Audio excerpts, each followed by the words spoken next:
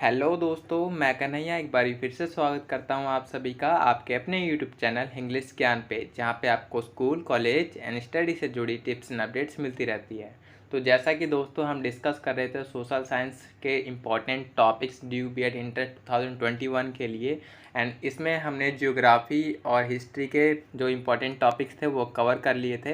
तो आज हम जो टॉपिक डिस्कस करेंगे वो पॉलिटिकल साइंस एंड इकोनॉमिक्स के डिस्कस करेंगे कि इस बार 2020 में डी यू बी एड के लिए जो इम्पॉर्टेंट टॉपिक्स रहने वाले हैं पॉलिटिकल एंड इकोनॉमिक्स से, जो कि हमें पढ़ने हैं, वो कौन से हैं। ठीक है।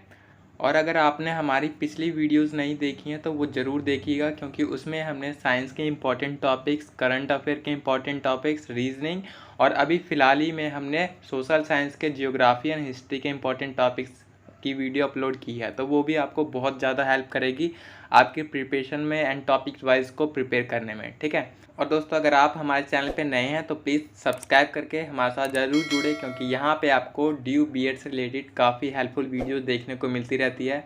प्लस जितनी भी अपडेट होती है वो मैं दे दिया करता हूँ, तो उसके लिए ज़रूर से ज़रूर हमारे साथ जुड़ जाइए ताकि आपकी हेल्प हो सके।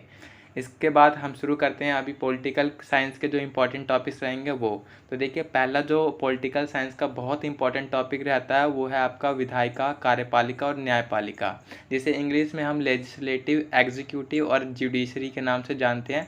देखो, कई बच्चों को दिक्कत आ रही थी कि हिंदी और इंग्लिश में उन्हें समझ नहीं आता, तो इस बार जो मैंने फॉर्मेट बनाया वो आपका हिंदी और इंग्लिश दोनों में ही लिखा है। तो अब इंग्लिश मीडियम वालों को भी प्रॉब्लम नहीं होगी और हिंदी मीडियम वालों को भी प्रॉब्लम नहीं होगी समझने में, तो वो इन टॉपिक्स को आराम से प्रिपेयर कर पाएंगे। ठीक है। तो यहाँ पे आपका जो विधायिका, कार्यपालिका और न्यायपालिका, तो इसके अंतर्गत ये जो ट्रायंगल बनता है इन तीनों के बीच, इन तीनों का तालमेल बनाते हुए आपको इनके बारे में पढ़ना है कि विधायिका, कार्यपालिका और न्यायपालिका में किस प्रकार का संबंध है। प्लस विधायिका को इंडिविजुअली एंड कार्यपालिका को इंडिविजुअली पढ़ना है कि इनके अंदर क्या क्या चीज़ें आती हैं। लाइक विधायिका को आप पढ़ेंगे तो उसमें आपका संसद आ जाता है पूरा, जिसमें लोकसभा, राज्यसभा और राष्ट्रपति आ जाता है। उसके बाद फिर कार्यपालिका विधायिका से ही निकल कर बनती है, और फिर विधायिका के प्रति जो कार्यपालिका होती है वो उत्तरदायी होती है। यहाँ पे जुडिशरी होती है वो आपकी टोटली फ्री होती है इन दोनों पार्ट से। तो इस तरह से आपको इसका अध्ययन करना है, एंड तब जाके आपके कॉन्सेप्ट इससे क्लियर हो पाएंगे। ठीक है। तो अब चलते हैं दूसरे टॉपिक पे। तो देखिए, दूसरा जो टॉपिक है हमारा प्रधानमंत्री, राष्ट्रपति की निर्वाचन शक्ति और कार्य, कि इन दोनों का निर्वाचन यानी कि चुनाव कैसे होता है, शक्ति और इनके कार्य की क्या क्या शक्तियाँ इन्हें प्राप्त हैं, क्या क्या ये कर सकते हैं, प्लस काम उनका क्या क्या होता है। ठीक है। इंग्लिश में आप देख सकते हैं PM, president, election, power and work, ये आपको पढ़ना है। प्रधानमंत्री के पास भी बहुत सारी पावर्स होती हैं, प्लस राष्ट्रपति के पास भी बहुत सारी पावर होती है, तो उनके बारे में आपको पता होना काफ़ी ज़्यादा आवश्यक है। क्योंकि देखिए, ये बहुत बेसिक होता है कि प्रधानमंत्री और राष्ट्रपति के बारे में पता होना, उनका निर्वाचन कैसे होता है, उनके पास क्या क्या शक्तियां हैं, वो क्या क्या कर सकते हैं, तो ये जानना आपके लिए ज़रूरी है। ठीक है। और पता भी होना चाहिए, क्योंकि ये बहुत ही बेसिक से ही पढ़ाया जाता है सबको। ठीक है।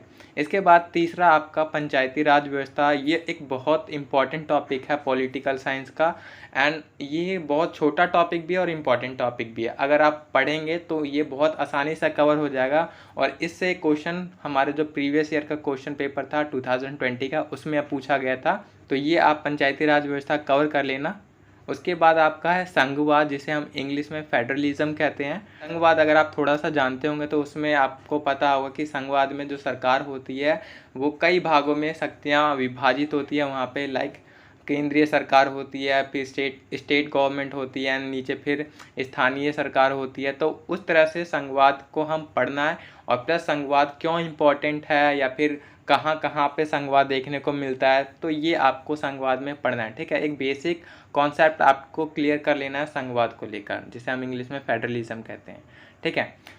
पांचवा है आपका संसदीय प्रणाली और अध्यात्मक प्रणाली की विशेषताएं। हिंदी वाले तो आसानी से समझ जाएंगे कि अध्यात्मक प्रणाली किसे कहते हैं, बट इंग्लिश वाले इंग्लिश में से कहते हैं parliamentary system and presidential system. तो इन दोनों के बीच में जो भी डिफरेंस होता है वो आपको पढ़ लेना है। मेनली आपका इसमें प्रेसिडेंशियल सिस्टम होता है, तो ये आपको ज़रूर पढ़ना है। और ये संसदीय प्रणाली हमारे भारत में है, ये तो सब जानते ही होंगे कि इसमें क्या क्या विशेषता होती है, बट जिन्हें नहीं पता उन्हें तो इन दोनों प्रणाली को पढ़ना ही पड़ेगा, और पढ़ भी लीजिएगा। ठीक है।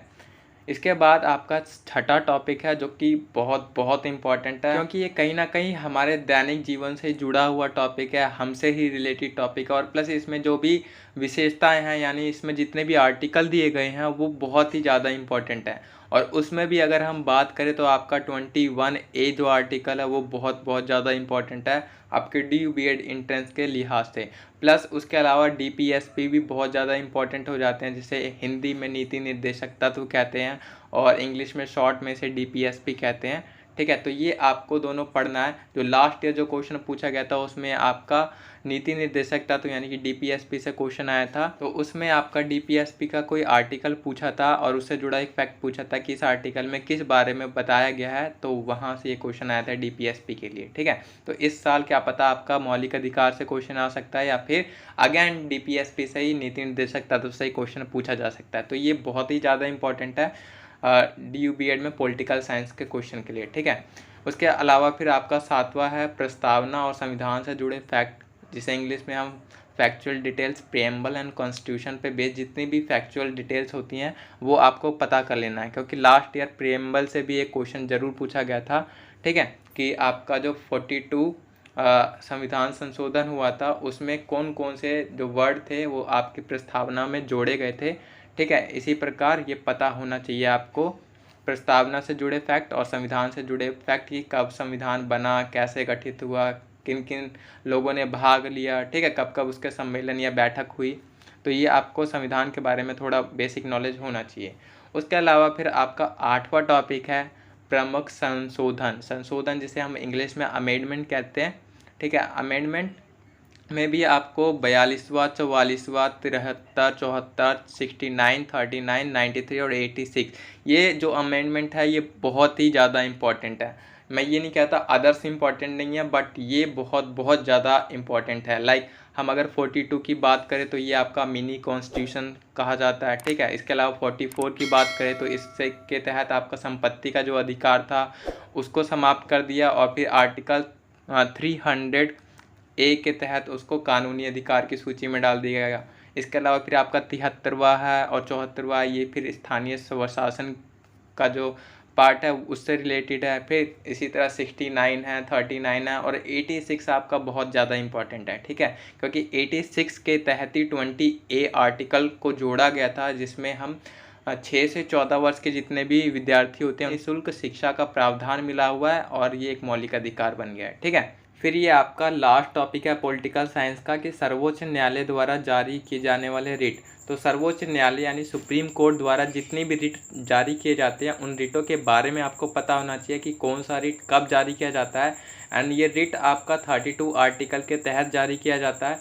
एंड प्लस एक चीज़ और, आपका जो 32 आर्टिकल है वो भी बहुत ज़्यादा इंपॉर्टेंट है फंडामेंटल राइट्स में, जिसमें आपको ये प्रावधान होता है कि अगर आपके मौलिक अधिकारों का उल्लंघन हो जाता है तो उस आर्टिकल के तहत आप सुप्रीम कोर्ट या फिर हाई कोर्ट सीधा जा सकते हैं और न्याय पा सकते हैं। ठीक है, और वो भी जैसे 32 आर्टिकल है उसके तहत आप सीधा सुप्रीम कोर्ट जा सकते हैं। एंड 226 यानी 226 जो आर्टिकल है उसके तहत आप उच्च न्यायालय जा सकते हैं। तो ये आपका प्रावधान है 32 आर्टिकल में।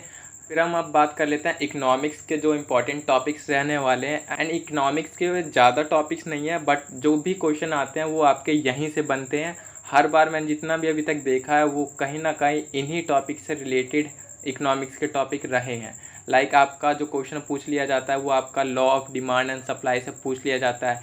एंड लॉ ऑफ डिमांड में भी अंदर तक जो भी आपके एक्सेप्शन होते हैं या फिर वो सब्स्टिट्यूट वाले जो पदार्थ होते हैं वहाँ से पूछ लिया जाता है। इसी तरह law of demand and supply में इसी प्रकार फिर आपका डिमांड कब बढ़ता है कब कम होता है, या फिर डिमांड वर्क से जो पूछ लिया जाता है। ठीक, तो ये आपका law of demand and supply अच्छे से आपको पढ़ना है। उसके बाद जो आपका दूसरा है टाइप्स ऑफ अनएम्प्लॉयमेंट, तो ये भी बहुत इंपॉर्टेंट टॉपिक है। 3 ही प्रकार होते हैं बेरोजगारी के और उन 3 प्रकार को आपको जानना बहुत आवश्यक है। लाइक पहला जो आपका होता है प्रच्छन्न बेरोजगारी होती है, फिर मौसमी बेरोजगारी होती है और एक शिक्षित बेरोजगारी होती है। तो इन तीनों बेरोजगारी के बारे में आपको पता होना चाहिए। ठीक है, इंग्लिश में आप इसे देख लीजिएगा अनएम्प्लॉयमेंट, टाइप्स ऑफ अनएम्प्लॉयमेंट, अगर गूगल सर्च करेंगे तो वहाँ पे आ जाएगा, वो आप इजीली पढ़ सकते हैं। ठीक है, लास्ट ईयर एक क्वेश्चन यहाँ से आया हुआ था, इसीलिए मैंने ये टॉपिक ऐड किया है, और इस साल भी क्या पता आ जाए, तो आपको ये पढ़ना बहुत ज़रूरी है। इसके बाद तीसरा जो टॉपिक है आपका function and work of RBI.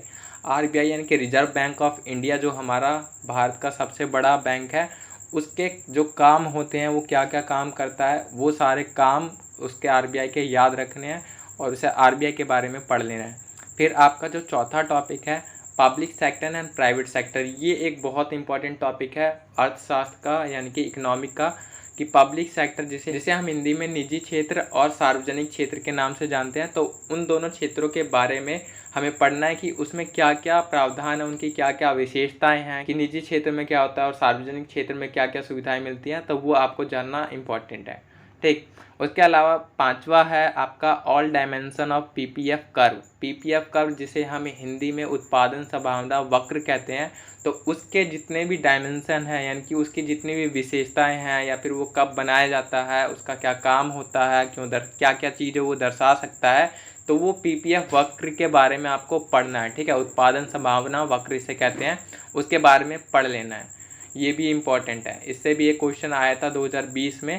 आपका है लास्ट टॉपिक इकोनॉमिक सेक्टर, जिसे हम हिंदी में अर्थव्यवस्था के क्षेत्र कहते हैं। इसमें आपका जो आपने सुना होगा प्राथमिक क्षेत्र, द्वितीयक क्षेत्र और तृतीयक क्षेत्र, जिसमें आपका पहले में कृषि आ जाता है, ठीक है, जिसमें उत्पादन होता है।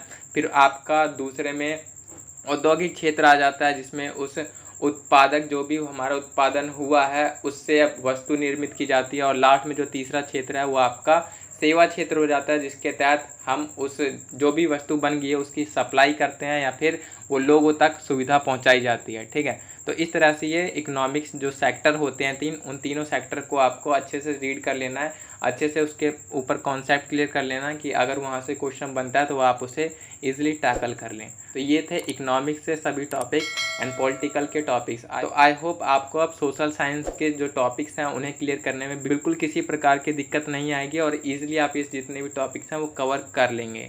ठीक है, तो आशा करता हूँ आपको ये वीडियो अच्छी लगेगी और इसी प्रकार की वीडियो के लिए आप हमारे साथ ज़रूर जुड़ सकते हैं, चैनल को ज़रूर सब्सक्राइब कर सकते हैं। मिलते हैं इसी प्रकार की नेक्स्ट वीडियो में, तब तक के लिए हैव अ नाइस डे।